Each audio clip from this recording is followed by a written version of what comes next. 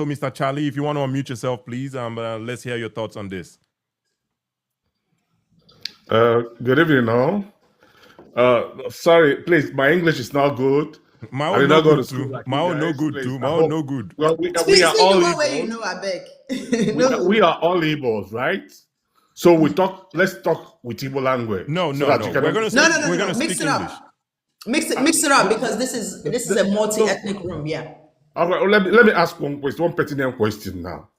Why was there a war in the first place? Chioma, do you want to take this one? I believe I've answered this question a few times. What led to the war? What led to the war? What led to the civil war? All right, let Chioma answer your question. What led to the civil war? What led to the civil war was the pogroms that happened. There was discussion on whether, by the way, I need to make this clarification. The Eastern region was not the only region that wanted to succeed, okay? What led to the war was secession, wanting to succeed from Nigeria. What led to wanting to succeed and declaring Biafra should be the better question. The pogroms of 66 is something that I hope that you guys don't derail this conversation with. Why? Because that's a conversation that's already been had. We are talking about the war now. The war has happened. If we talk about what caused the deflect war, with so much English. Just Mr. Charlie, Mr. Charlie, Mr. Charlie, do not interrupt me. Mute your mic when I'm speaking. Sorry, please stop going about the bush. Mute your mic when I'm speaking, or you will All go right, down. Mr. Charlie, it's not you that's going to teach me history today. Okay. I'm not trying. Just go straight This to the point. conversation is about Biafra agitation, but you want to take it historical. So let's go historical. The reason why I had to drop in, by the way. No, but this is worth clarifying because this is the cyclical conversation that I'm not going to have. Okay. We've already read the history books, okay? We already know about the pogroms. We're not going to be here arguing about coup and the counter coup and all of that stuff. Nobody on this stage, in this room, can educate me more than I already know. This conversation is about the Biafra agitation, whether it's scam or struggle. Now, you asked what caused the war. The pogroms happened in 66, right? And as a result of the pogroms, of course, the coup, the counter coup. The pogroms happened, and every region wanted to have a conversation about, do we stay in this Nigeria or do we go? After I don't want to call it the Igbo coup because again, I don't want us to derail from the main conversation. After the counter coup of reacting, Ojukwu wanted to be head of state.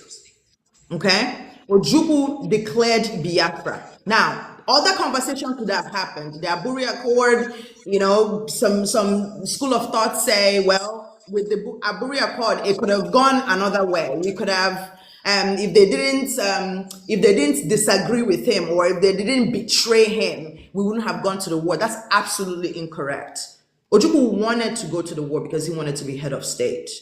We can talk about the ego of men leading millions of Igbo people to death. We can even say that he was justified because the argument was that Igbo people needed to feel like human. They needed to restore their pride. They needed to fight for their rights and all of that good stuff. We can even give that and say, fair enough. But when we look in retrospect, when we study the facts, not the emotions, and we said, if there was a coup, and there was a counter coup. Then there were reprisal attacks. And in 1966, there was the pogroms and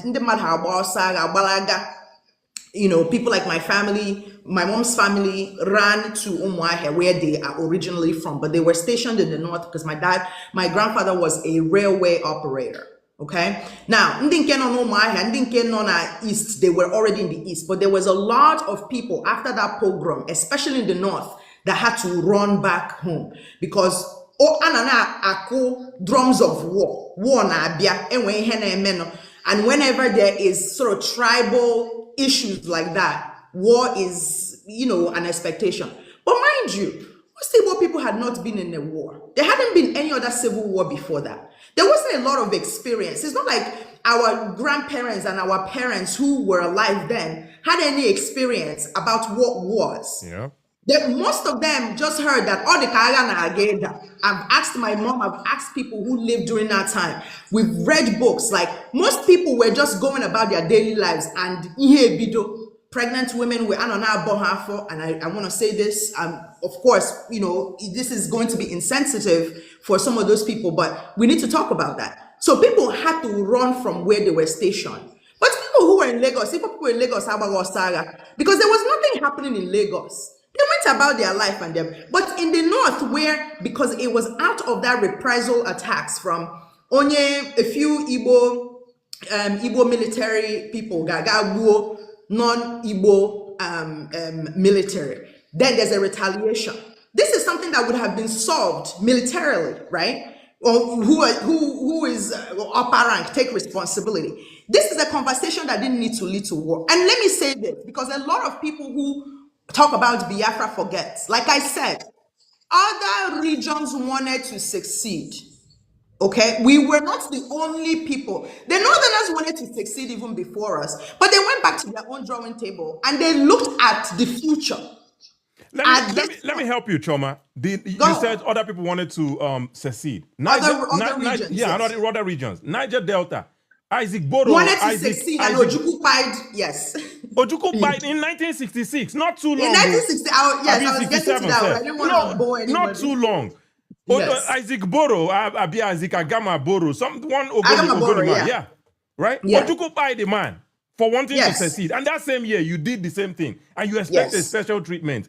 A lot of people don't know history. A lot of people don't know history. And they don't care about it. They just want to be going with emotions. And that's okay. That's what we're talking about today. We have another guest, by the way.